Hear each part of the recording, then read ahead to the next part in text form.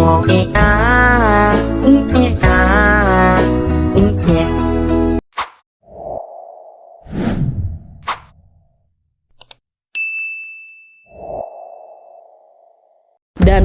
part sedihnya adalah orang-orang yang sedang tertidur itu mungkin nggak sadar loh Wak, kalau mereka sudah kehilangan nyawanya akibat dihantam ganasnya air bah itu.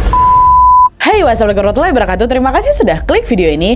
Oke Wak, di malam ini seperti biasa aku akan membawakan satu kisah tentang bencana alam yang pernah terjadi di Indonesia, yaitu tragedi Situ Gintung yang ada di Tangerang, Banten pada tahun 2009 Wak. Tragedi ini diawali dengan hujan deras sehari semalam, lalu beberapa jam kemudian datanglah gelombang air bah yang meluluh lantakkan rumah warga pada saat mereka masih tertidur. Bencana yang terjadi hanya sebentar itu mampu mengakibatkan jatuhnya puluhan korban jiwa Wak. Saking dahsyatnya air bah yang menghantam kala itu, tragedi Situ Gintung ini disebut sebagai tsunami kecil yang sangat mematikan.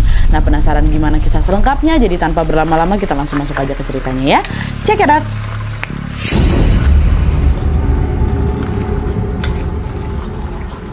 Oke Wak, sebelum aku masuk ke kronologi kejadiannya, aku mau jelasin sedikit profil tentang Situ Gintung ini dulu Wak ya. Nah, jadi Wak, Situ Gintung ini adalah sebuah waduk atau bendungan air yang terletak di Kecamatan Ciputat, Kota Tangerang, Provinsi Banten.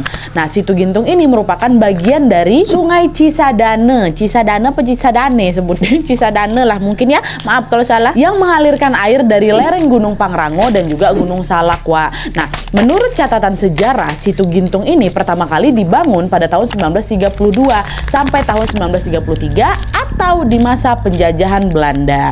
Nah, pada masa itu Wak, pemerintah Belanda ini ingin menjadikan Situ Gintung sebagai tempat untuk menampung air hujan dan juga untuk mengairi sawah atau ladang yang ada di sekitar area itu. Itulah kenapa Situ Gintung ini dibangun dengan luas yang sangat-sangat fantastis, yaitu sekitar 31 hektar. 31 hektar Wak ya, dan dengan kedalaman 10 meter. Nah, selain membangun bendungan Wak, kala itu pemerintah Belanda ini juga membangun pulau kecil di tengah-tengah waduk itu yang menyambung ke daratan. Jadi di antara luasnya perairan itu Wak, di tengah-tengahnya itu ada pulau Wak ya, kebayang ya. Nah, setelah proses pembangunan itu selesai, pemerintah Belanda pun mulai mempergunakan Situ Gintung sebagaimana mestinya, yaitu dipakai untuk menampung air atau menampung air hujan dan juga untuk irigasi Wak. Nah, pemanfaatan itu terus dilakukan selama berpuluh-puluh tahun sampai akhirnya pada tahun 1970 atau setelah Indonesia itu merdeka Wak, masyarakat pun mulai membangun pemukiman secara masif di sekitar Situ Gintung itu. Nah, selain dipadati oleh penduduk Wak, seiring berjalannya waktu, fungsi Situ Gintung sebagai waduk ini juga mulai sedikit berubah gitu Wak. Jadi masyarakat itu gak cuma menjadikan Situ Gintung ini sebagai bendungan aja, tapi juga sebagai tempat refreshing. Hampir tuh Wak, setiap sore Situ Gintung ini selalu dipadati oleh masyarakat yang ingin menikmati keindahan alam yang ada di sana. Dan rupanya hal itu berdampak besar Wak, karena dari situ banyaklah itu pebisnis-pebisnis yang tertarik untuk membangun wahana bermain di sana. Dari situ para pebisnis pun mengajukan permohonan kepada pemerintah untuk bisa mendirikan wahana wisata di area Situ Gintung itu. Dan ternyata pemerintah mengizinkan Wak. Nah, setelah diberi izin, ya udahlah mereka pun langsung lah itu kan membangun berbagai wahana wisata macam kolam renang, tempat outbound, dan juga restoran-restoran. Pembangunan itu tentunya menarik perhatian masyarakat yang ada di sekitar Situ Gintung maupun yang ada di luar Situ Gintung ya kan. Saking banyaknya warga yang tertarik Wak, wisata itu pun menjadi salah satu destinasi favorit bagi masyarakat Tangerang dan juga sekitarnya. Jadi udahlah dulu rame, sekarang makin rame lagi tuh. Nah, tapi di balik keramaian itu Wak, Situ Gintung ini menyimpan sebuah fakta yang bisa dibilang cukup menyedihkan, di mana pembangunan desa wisata di Situ Gintung itu ternyata tidak diimbangi dengan sistem pemeliharaan yang baik. Dan parahnya lagi Wak, Situ Gintung ini juga mengalami penyimpitan area yang sangat drastis. Tadi awalnya berapa hektar? 31 hektar kan? Tiba-tiba jadi 21 hektar. Kedalamannya pertama berapa? 10 meter. jadi 4 meter aja. Nah, selain luas dan juga kedalaman wilayah yang berkurang lumayan drastis itu, Wak, pengelola Situ Gintung yaitu pemerintah juga mulai lupa tuh kalau fungsi Situ Gintung ini adalah kan untuk membendung air ya kan, bukan untuk berwisata. Ya wisata tuh cuma untuk sekedar tambahan aja lah. Nah, hal itulah yang secara tidak langsung membuat pengelola pun mengabaikan pemeliharaan pada Situ Gintung.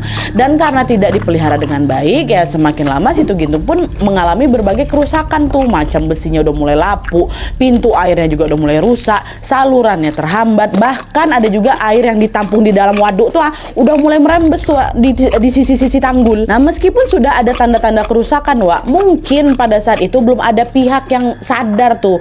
Hingga kemudian pada tanggal 5 Desember tahun 2008, datanglah itu, Wak, sekelompok peneliti gitu dari Badan Pengkajian dan juga Penerapan Teknologi atau BPPT ke sana. Nah, pada saat itu mereka tuh melakukanlah itu pengamatan secara langsung di sekitarnya Situ Gintung. Nah, ketika melakukan pengamatan itu, Wak, peneliti ini melihat bahwa kondisi Situ Gintung itu sudah di tahap yang bukan sudah waspada lagi, sudah sangat berbahaya. Kenapa? Karena semua kerusakan itu merupakan hal serius yang berpotensi menimbulkan bencana. Nah, setelah menemukan fakta itu, akhirnya para peneliti ini pun segeralah memberitahukan temuan mereka ini kepada warga sekitar. Dan dari situlah, Wak, warga sekitar tuh akhirnya tahu nih kalau Situ Gintung ternyata sedang tidak baik-baik aja nih. Khawatir kerusakan itu menjadi semakin parah lagi, warga pun akhirnya mengajukan tuntutan pada pihak pengelola supaya cepatlah itu lakukanlah perbaikan ke Situ Gintung gitu kan. Warga bilang lagi, "Pak, Situ Gintung ini kayak udah mulai parah lah, Pak, tolonglah dibetulin, soalnya kan ini menyangkut keselamatan kami yang tinggal di situ, Pak," kata gitu. Nah, di situ pengelola jawab, "Masa sih kalau kami tengok kayak Situ Gintung aman-aman aja lah, nggak ada yang perlu kalian khawatirkan kayaknya." "Aman kayak mana nih, Pak? Orang airnya udah ngerembes kok. Itu aja udah tanda-tanda bahaya loh, Pak. Peneliti kemarin ngomong kayak gitu sama kami," kata warga kayak gitu. Nah, karena terus-terusan didesak oleh warga, Wak, pihak pengelola pun alhamdulillahnya akhirnya setuju tuh untuk memperbaiki Situ Gintung. Ya udah tenang, nanti kami perbaiki, kalian tenang aja lah, pokoknya nggak usah khawatir, kata gitu, kata pengelola pada saat itu ya. Dan memang betul, Wak, tidak lama dari situ pihak pengelola ini pun langsung melakukan perbaikan pada Situ Gintung. Cuman sayangnya nih, mereka tuh melakukan perbaikan tuh hanya di bagian hulu aja, Wak, di bagian hulu. Padahal sebagian besar kerusakan itu terjadi pada bagiannya hilir. Jadi kayak entah mungkin mereka salah tangkep apa ada miskomunikasi di situ, entahlah. Yang penting diperbaiki di hulu aja. Ini FYI buat kalian belum tahu, hulu tuh merupakan bagian atas atau bagian lembah dari Situ Gintung, Wak. Sementara hilir itu bagian ujung dan juga lokasinya lebih rendah dibandingkan hulu gitu ya. Dah lah tuh kan. Singkatnya, kesalahpahaman itu pun betulan berdampak fatal, Wak, karena kerusakan Situ Gintung ini tidak bisa ditangani secara tepat toh. Nah, puncaknya pada suatu hari di tahun 2009, Wak, Situ Gintung tiba-tiba jebol dan mengakibatkan datangnya bencana banjir bandang yang menewaskan puluhan korban, bahkan hampir ratusan korban. Dan peristiwa itulah yang kemudian dikenal dengan nama tragedi Situ Gintung. Nah, sekarang baru nih kita masuk ke kronologi kejadian pada saat itu ya.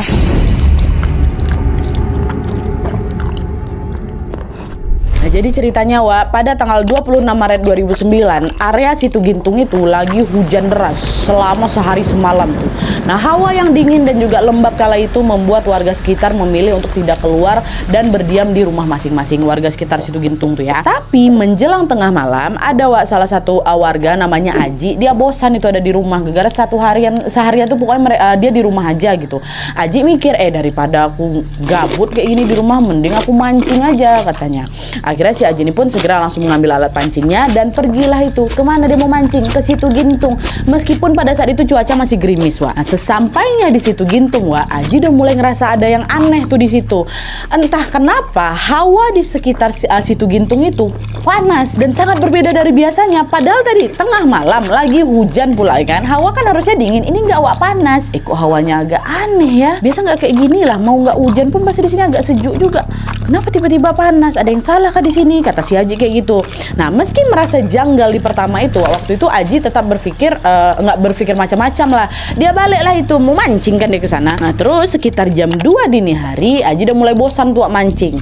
Dia pun kemudian menyusuri jalanan setapak yang ada di sekitar bendungan. Nah, waktu dia lagi jalan di situ, Aji melihat beberapa bagian tanggul itu udah rusak, Wak, dan menyebabkan air meluap ke daratan. Ini udah mulai ada tanda-tandanya nih. Nah, khawatir khawatir luapan itu jadi semakin banyak, Aji pun langsung berlari ke pemukiman untuk memperingatkan warga akan datangnya bahaya. Betul, turun dia kan, dia langsung berkeliling ke rumah-rumah warga tuh sambil berteriak, Wak, "Bapak, Ibu, hati-hati, situ gintung meluap," katanya. "Bapak, Ibu, hati-hati, situ gintung meluap," gitu. Tapi meskipun dia berteriak dan mengerahkan segala tenaganya, Wak, gak banyak warga yang ngegubris teriakannya si Aji. Ngapa? Itu jam 2 malam. Sebagian besar dari mereka yang masih tertidur lelap, Wak. Nah, di sisi lain, hujan yang kala itu masih turun pun membuat volume air yang ada di situ gintung itu pun jadi makin besar lagi. Nah, biasanya apabila volume air ini lagi naik-naiknya, Wak, sebagian dari air itu akan dialirkan ke sungai Cisadane tadi itulah, melewati 2 pintu. Ada pintu barat, ada juga pintu timur. Tapi gegara waktu itu apa? Pintu itu kan rusak kan. Alhasil volume air turun itu pun tidak terbendung dan mulai meluap secara perlahan-lahan. Nah, di saat ini airnya meluap ya. Nah, di saat airnya meluap, alarm di sekitar tanggul itu sebenarnya langsung nyala untuk bisa memperingatkan warga. Dan FYI juga di situ gintung itu memang ada alarm tanda bahaya gitu loh. Tapi gegara lagi-lagi malam itu warga tuh semua lagi pada tidur, suara alarm itu pun nggak begitu mereka pedulikan, Wak. Mungkin lagi ngantuk kali mereka tuh. Mereka hanya mendengar sesaat, abis itu adalah lanjut tidur lagi kayak gitu tanpa banyak bereaksi. Waktu itu pun warga nggak ada yang mikir macam-macam, Wak. Mereka justru menganggap air yang meluap itu ya udah cuma fenomena kecil aja yang tidak begitu membahayakan. Emang lagi hujan kok, mungkin lagi ada agak naik dikit, paling nanti juga turun, nanti juga surut sendiri, dan lanjut tidur lagi. Tapi dugaan itu keliru karena semakin malam alarm tuh justru kembali berbunyi dan bunyinya juga makin kencang lagi, Wak. Alarm itu tuh seolah-olah menandakan bahwa akan ada malapetaka besar yang segera terjadi. Akhirnya pada saat malam udah makin larut lagi, volume air yang memenuhi situ gintung itu pun makin banyak lagi dan mulai meluber, Wak, kemana-mana. Terus nggak lama kemudian terdengarlah suara gemuruh dari hulunya situ gintung yang menandakan bahwa bukan meluap lagi, tanggul situ gintung betulan jebol. Hanya dalam hitungan detik, Wak, luapan air yang awalnya dikit-dikit tuh jadi makin banyak hingga terjadilah banjir bandang setinggi betis orang dewasa. Pada saat banjir itu terjadi, warga di sekitar hulu tuh bangunlah itu semua baru kan. Dengan terburu-buru seluruh warga di sana termasuk si Mas Aji tuh langsunglah itu menyelamatkan diri ke tempat yang lebih aman. Jadi hulu. Keputusan itu merupakan keputusan tepat, Wak. Karena tidak lama dari itu datanglah lagi gelombang air bah yang jauh lebih dahsyat dari sebelumnya, Wak. Pada saat itu situ gintung langsung memuntahkan 2,1 juta meter kubik air bah bercampur lumpur yang langsung menerjang pemukiman warga yang ada di bawah. Tapi gegara warga hulu ini berhasil mengungsi duluan tuh, air bah itu pun nggak sampai menyentuh mereka, Wak. Dengan kata lain, warga-warga hulu selamat. Tapi itu kan ya tadi ku bilang, itu kan baru yang di sekitar hulu aja. Terus kayak gimana nasib mereka yang tinggal di hilir? Nah, ternyata, Wak, ketika banjir pertama yang tadi itu terjadi, warga di sekitar hilir belum tahu apa-apa. Mereka masih ketiduran, Wak. Dan ketidaktahuan itulah yang memicu terjadinya petaka yang jauh lebih besar lagi, karena pada jam 4 pagi gelombang air bah dari hulu mulai turun dan menerjang pemukiman warga yang ada di area hilir. Dan sebagaimana air yang mengalir dari tempat tinggi ke tempat rendah, Wak, air bah itu pun langsung memporak-porandakan seluruh rumah warga yang ada di area hilir. Sebagian besar dari mereka cukup beruntung karena mereka sempat bangun dan langsung menyelamatkan diri dengan sisa-sisa tenaga yang ada. Ada yang waktu itu sempat naik ke atas genteng, ada yang berpegangan di kayu, ada yang berusaha berenang. Pokoknya pada saat itu tuh mereka mengerahkan seluruh tenaga mereka untuk bisa bertahan supaya nggak hanyut sama derasnya air itu kan. Tapi naasnya sebagian warga masih terlelap, Wak, sehingga mereka pun tidak selamat karena tidak sempat melarikan diri. Dan part sedihnya adalah orang-orang yang sedang tertidur itu mungkin nggak sadar loh, Wak, kalau mereka sudah kehilangan nyawanya akibat dihantam ganasnya air bah itu. Menurut data pemerintah, Wak, jebolnya tanggul situ gintung itu mengakibatkan 99 orang meninggal dunia dan menyebabkan sekitar 100 orang hilang tanpa diketahui keberadaannya. Dan juga selain itu, bencana situ gintung ini juga meluluh lantakan sekitar 300 pemukiman warga, dan desa mereka itu sempat menjadi kayak desa mati lah gitu, karena macam itu tadi ku bilang, tsunami kecil, rata semuanya. Tapi di balik kejadian yang sangat mengiris hati itu, Wak, sebenarnya ada sebuah kisah yang cukup mengharukan dan juga pastinya mengingatkan kita pada kebesaran Allah Subhanahu wa taala, yaitu kisah tentang kokohnya masjid di tengah hantaman air bah yang sangat dahsyat itu.